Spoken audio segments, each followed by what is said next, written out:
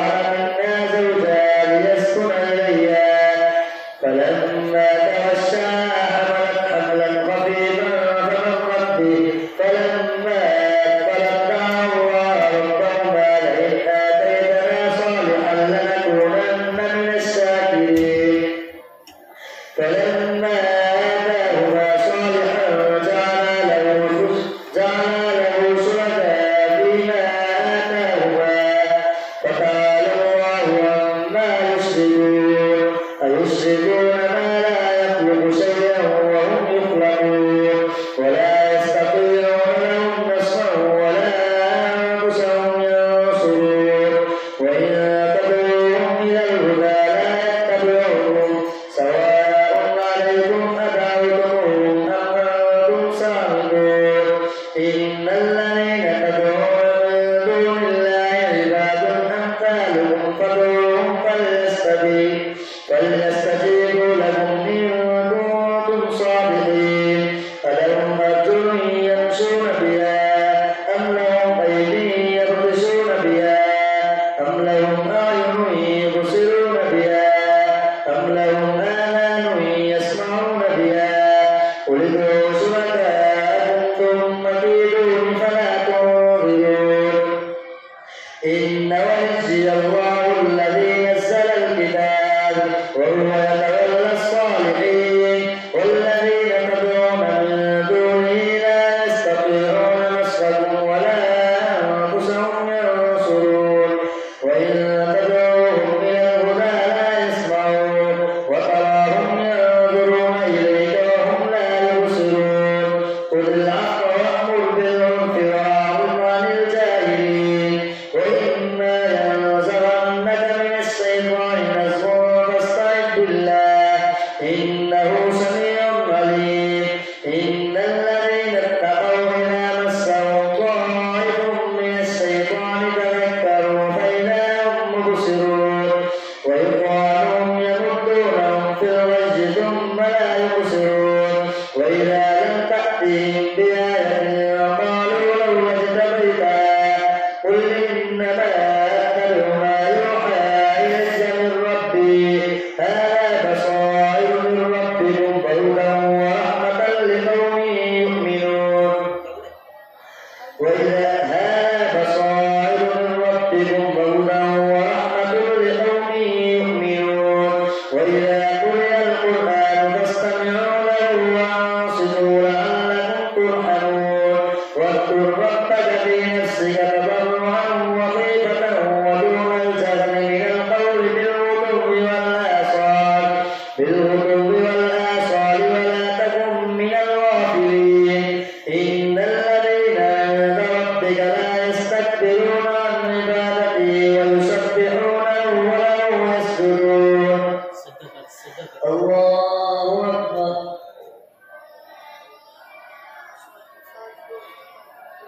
الله أكبر يسألونك عن الأنفال قل الأنفال لله والرسول فاتقوا الله وأصلحوا ذات بينكم وأطيعوا الله ورسوله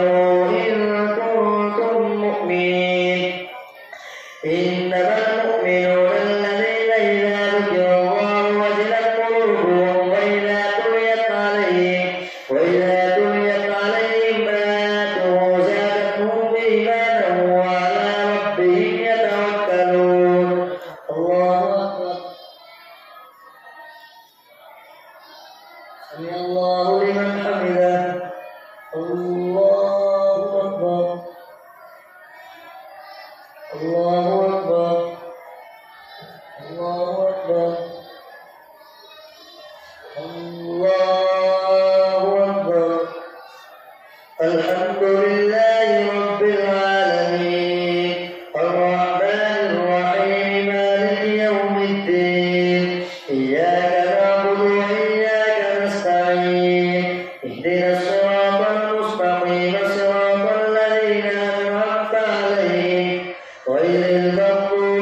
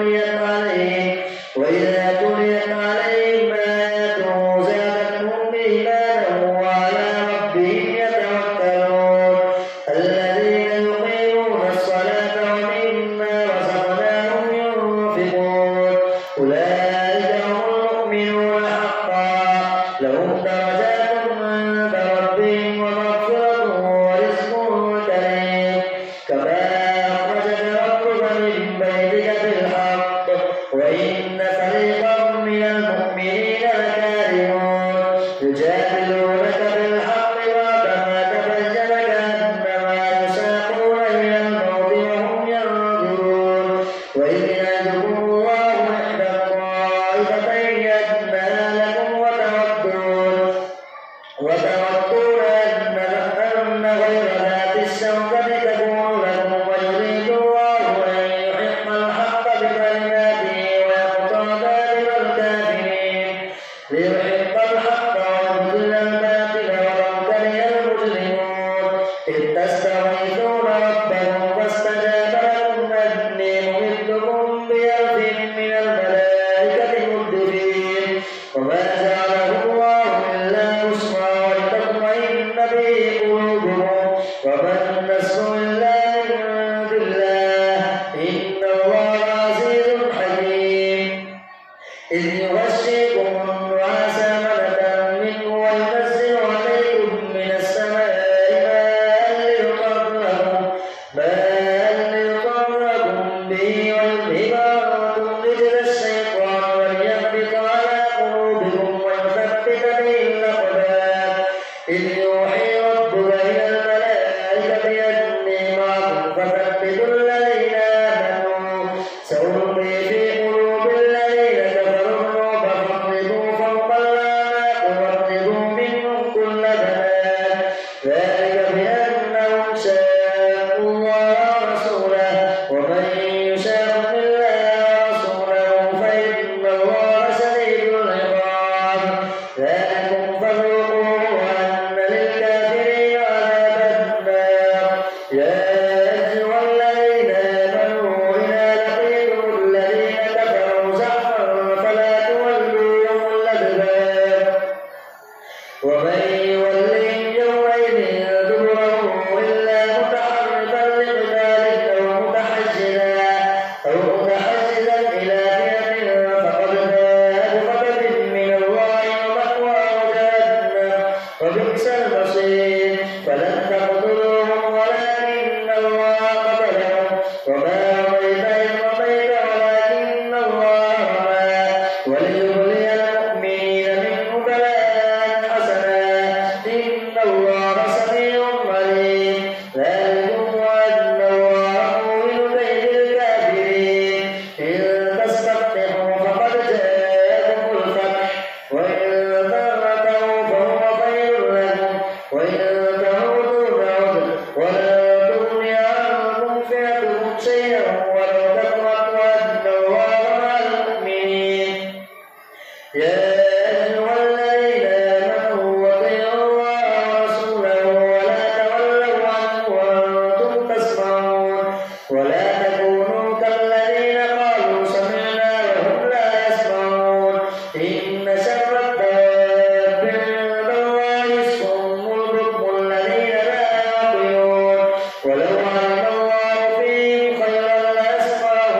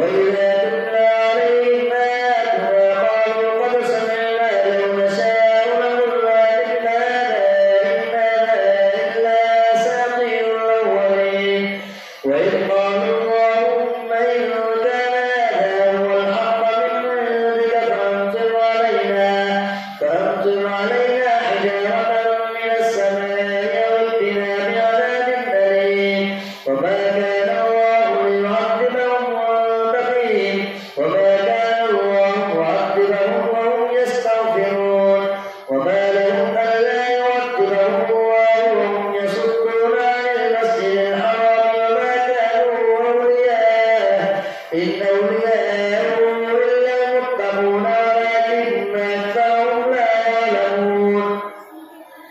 إن أولياءه إلا المتقون ولكن أكثرهم لا يعلمون وما كان صلاتهم عند البيت إلا مكاء وتصدية فذوقوا العذاب بما كنتم تكفرون إن الذين كفروا ينفقون أموالهم ليصدوا عن سبيل الله فسينفقونها ثم تكون عليهم حسرة ثم يغلبون والذين كفروا إلى جهنم يحشرون ليميز الله الخبيث من الطيب ويجعل الخبيث بعضه على بعض